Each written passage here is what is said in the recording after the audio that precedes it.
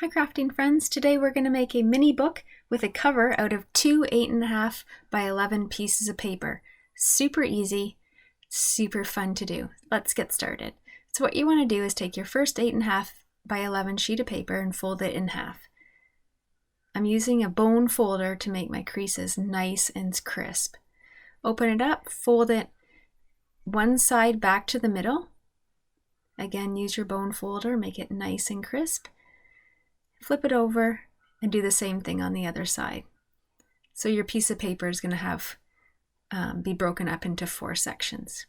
Then you're going to turn your page and fold it in half the other way using your bone folder. If you don't have a bone folder, you could use a popsicle stick, your fingernail, just a sharper object, but nothing sharp enough to cut the paper. Now we have a section that has 8 sections of the piece of paper. I'm going to cut the paper all the way to the top section. Don't go past the top's crease. And when you're done, you'll see in a minute that it's going to look like a pair of pants. And that's how I always tell the students when I'm teaching this class to younger kids. You got a pair of pants. You don't want to cut the pants in half.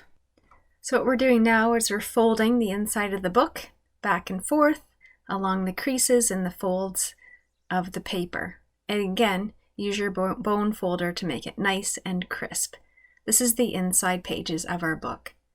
I always like to make sure they're open up just like that, and I like to have the solid crease at the top of the page, but it doesn't matter. Next, we're going to take our other 8.5 by 11 sheet of paper, and we're going to start making the cover for it. What we're going to do first is fold over one side, leave a little gap, and this is going to make our spine. And then we're going to use our bone folder again, and we're going to fold it back the other way, leaving the same gap. Looks like I did about 1/4 of an inch.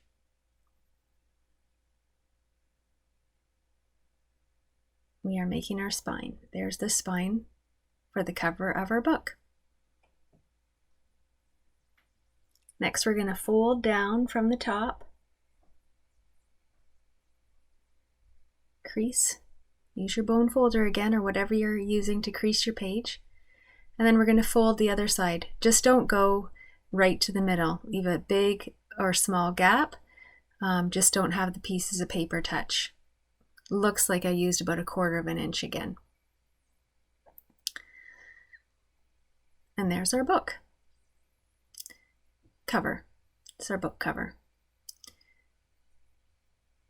Now we have to make sure that the inside's going to fit in. This is the trickiest part. You want to line up the inside of the book with the edge of the spine, and then you're going to fold over that side to make a cover to slip into the front page of the inside of your book. Great, we're almost there.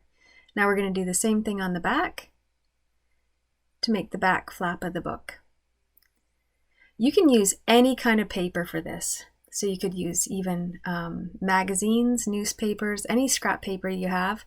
You just have to make sure that your inside page is the same as your outside page. So again, I used 8.5 by 11.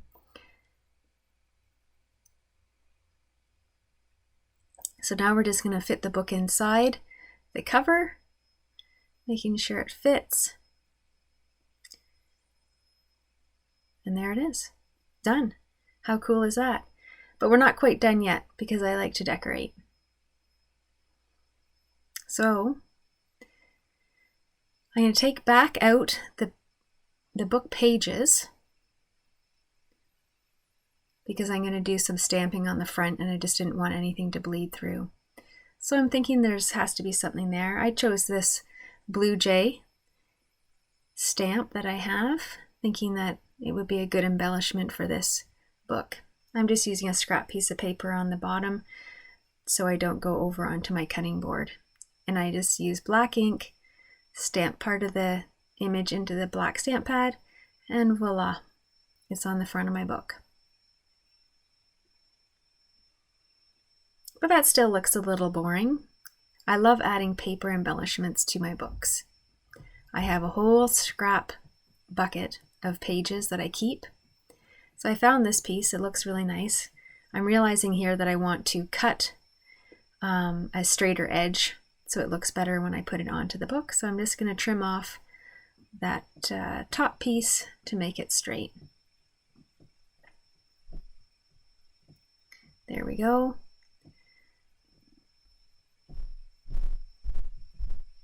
And now I'm going to glue it. And again, I'm using a scrap piece of paper just to over glue on my corners.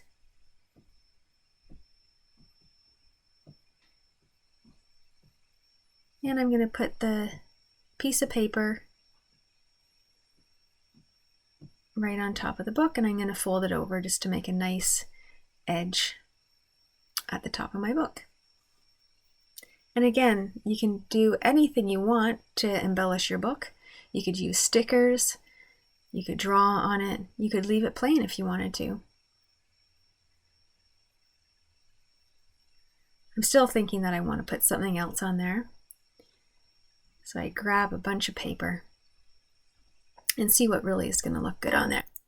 There's so many options. I keep all of my scrap paper. I don't know if anyone else does that too. I don't like throwing anything away.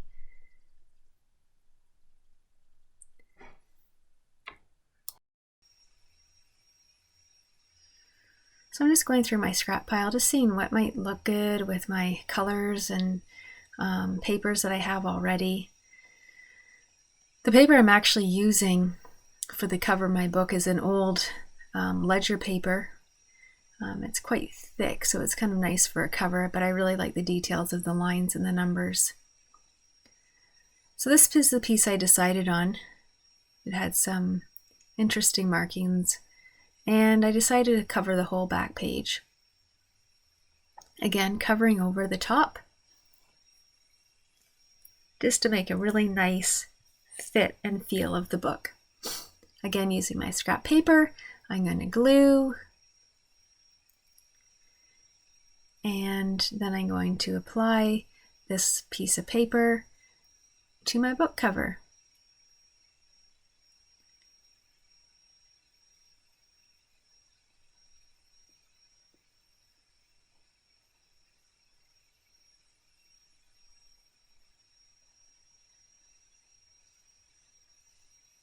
I'm using my bone folder just to make sure everything's nice and flat on both sides, really securing the glue down. And I'm just using a glue stick on this project.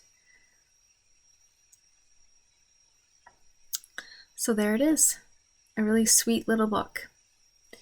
I'm going to put the pages back in.